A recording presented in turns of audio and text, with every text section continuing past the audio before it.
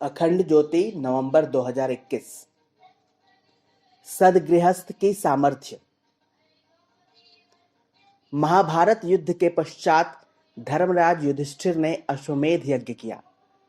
यज्ञ का घोड़ा छोड़ा गया व साथ ही उसकी रक्षा के निमित्त बड़ी सेना और शूरवीरों के साथ धनुर्धर अर्जुन भी उसके पीछे पीछे चले।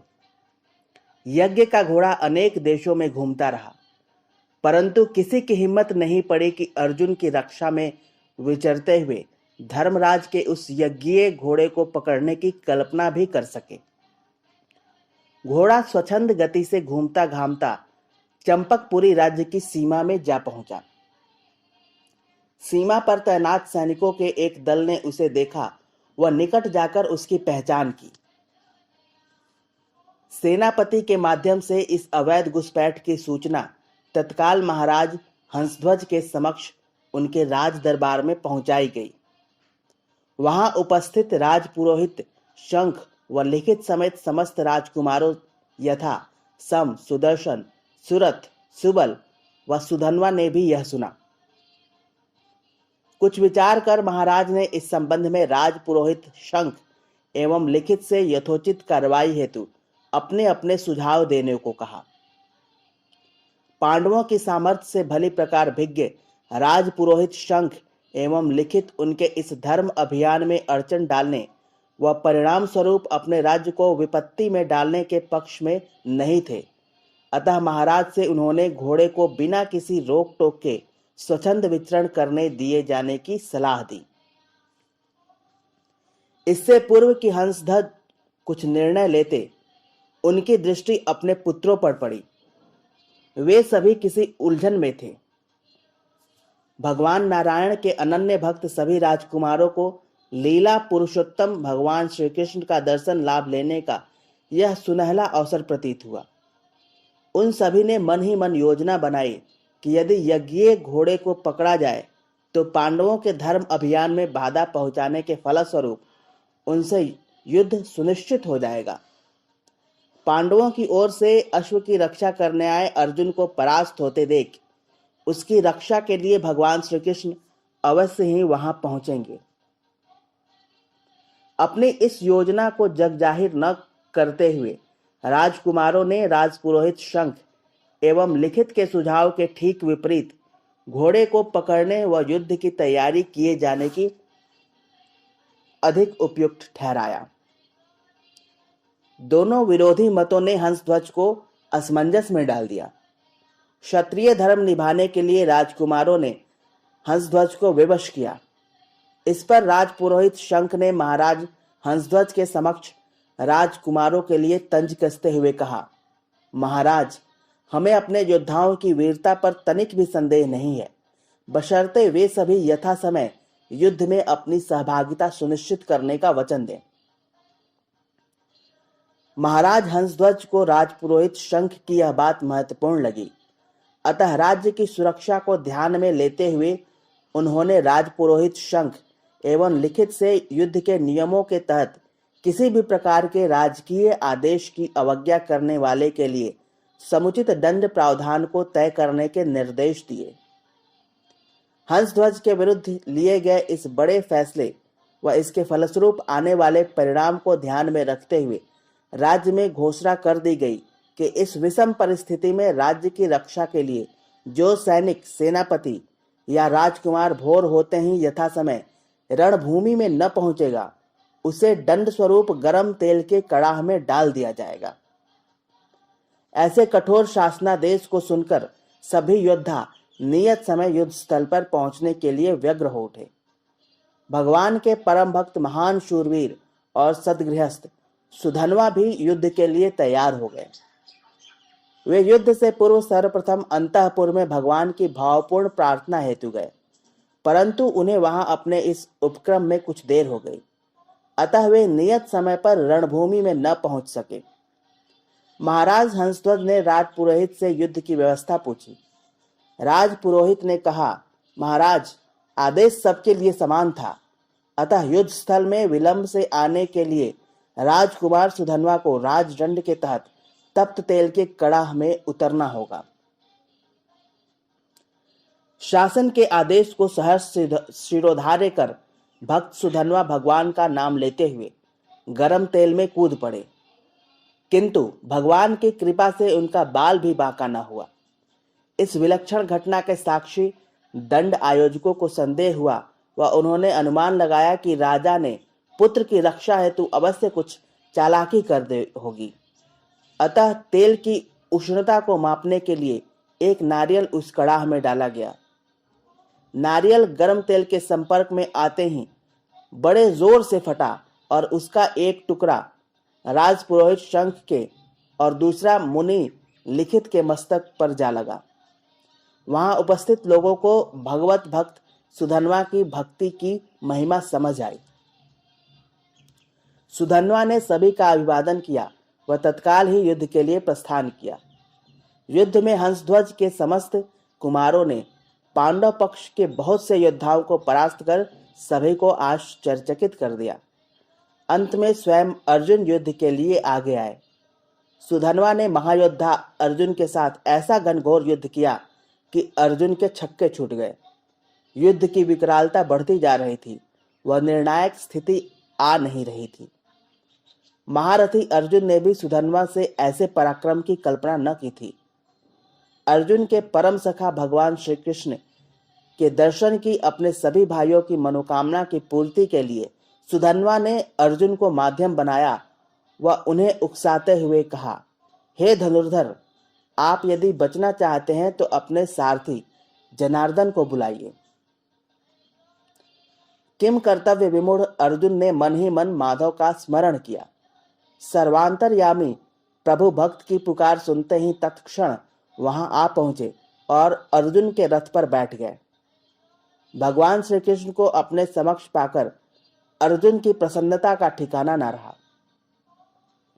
भक्त सुधन्वा समेत सभी कुमार भी यह देख अपने शस्त्र छोड़कर दौड़े व भगवान की चरण वंदना करने लगे। भगवान श्री कृष्ण के दर्शन की लालसा से ही उन सभी ने यह योजना बनाई थी। उन पीत पटधारी घनश्याम के दर्शन करके सभी कृतार्थ हो गए। भगवान श्री कृष्ण के संरक्षण को पाकर सबल हुए अर्जुन ने सुधन्वा को युद्ध के लिए पुनः ललकारते हुए कहा, नवयुवक, क्षत्रिय वीर होकर युद्ध से विमुख क्यों होते हो? आगे आओ और मुझसे युद्ध करो।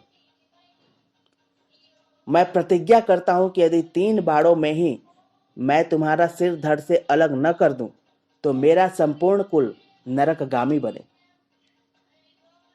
सुधन्वा ने भी चुनौती स्वीकार करते हुए आगे बढ़कर कहा, वीरवर, आप इतनी बढ़ चढ़कर बातें क्यों करते हैं? मैं भी प्रतिज्ञा करता हूं कि यदि आपके 3 बाणों को काटकर न फेंक दूं तो मुझे भी सद्गति प्राप्त न हो। दोनों भगवान के परम भक्त थे। भगवान को दोनों का ही प्रण रखना था। जीवन मरण का प्रसंग सामने आ खड़ा होने पर भगवान श्री कृष्ण को अर्जुन की सहायता करनी पड़ी। उन्होंने हाथ में जल लेकर संकल्प किया कि वे गोवर्धन उठाने और ब्रज की रक्षा करने के पुण्य को मैं अर्जुन के बाण के साथ जोड़ता हूं। अर्जुन द्वारा संधान किया गया आग्नेयास्त्र और भी प्रचंड हो गया, जिसे काटने का सामान्य उपचार कम पड़ रहा था।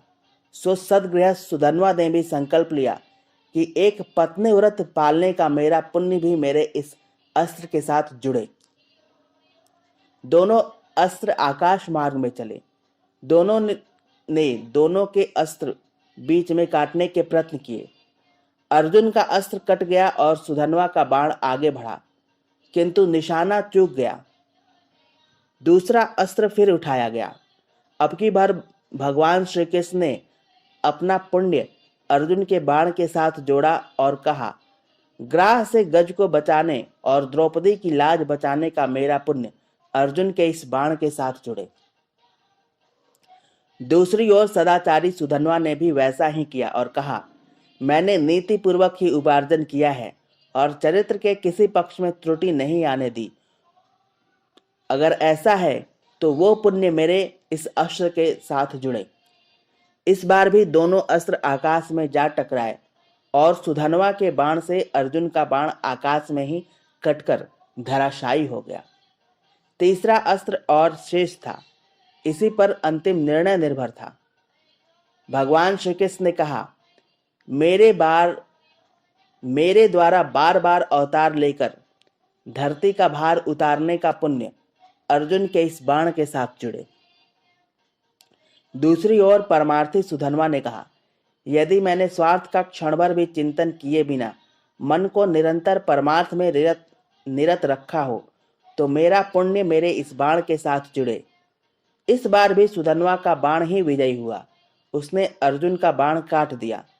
दोनों पक्षों में से कौन अधिक समर्थ है, इसकी जानकारी देवलोक तक पहुंची तो समस्त देवगण सदगृहस्थ सुधन्वा पर आकाश से पुष्प बरसाने पहुंचे।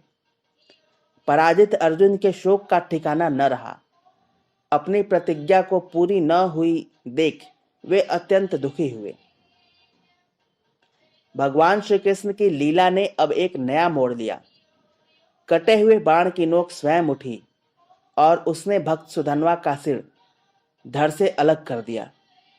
वह सिर आकाश मार्ग से उड़कर भगवान श्री कृष्ण के श्री चरणों में आ गिरा। भगवान श्री कृष्ण ने उसे बड़े आदर से उठाया। उसमें से एक ज्योति निकलकर भगवान के शरीर में लीन हो गई।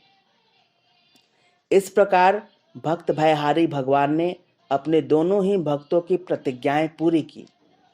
युद्ध समाप्त कर दिया गया, किंतु सुधन्वा की सामर्थ्य व भगवान श्री कृष्ण की सुधन्वा पर हुई इस अहेतुकी कृपा को देख अर्जुन अचंभित व उलझन में पड़े थे। अर्जुन की मनोदशा को भली भांति जानते योगेश्वर भगवान श्री कृष्ण उनकी ओर देख मुस्कुराए व उनकी उलझनों का समाधान करते हुए कहने लगे, पार्थ, चकित न हो, यही सदगृहस्थ की वास्तविक सामर्थ्य है। सदगृहस्थ की आत्मीयता का दायरा क्रमशः बढ़ता ही जाता है। अकेले से पति पत्नी दो में, संबंधियों में, पड़ोसियों में, गांव, प्रांत, प्रदेश, राष्ट्र और विश्व में यह आत्मीयता क्रमशः बढ़ती है। अंततः समस्त जड़ चेतन में आत्मभाव फैल जाता है और अंत में जीव पूर्णतया आत्मसंयमी हो जाता है। गृहस्थ योग की यह छोटी सी सर्वसुलभ साधना जब अपने विकसित अवस्था तक पहुंचती है तो आत्मा परमात्मा बन जाती है और पूर्णता की प्राप्ति होती है। सदगृहस्थ की महत्ता पर प्रकाश डालते हुए भगवान श्री कृष्ण अर्जुन को समझाने लगे कि गृहस्थ एक विशिष्ट स्तर की साधना है जिसमें योगी जैसी प्रज्ञा और तपस्वी जैसी प्रखर प्रतिभा का परिचय देना पड़ता है। कलाकार अपने आप को साधता है, किंतु गृहस्थ को एक समूचे समुदाय के विभिन्न प्रकृति और स्थिति के लोगों का निर्माण करना पड़ता है। यह कार्य सघन आत्मीयता, समग्र दूरदर्शिता और समर्थ तत्परता से ही संभव हो सकता है।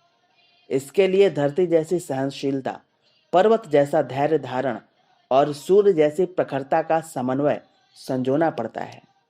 पूरी निष्ठा और सही ढंग से साधा गया गृहस्थ धर्म किस प्रकार फलता है यह तो तुमने अभी देख ही लिया। सदगृहस्थ की सामर्थ्य को जानकर महारथी अर्जुन ने भी स्वयं को कृतकृत्य अनुभव किया। समाप्त।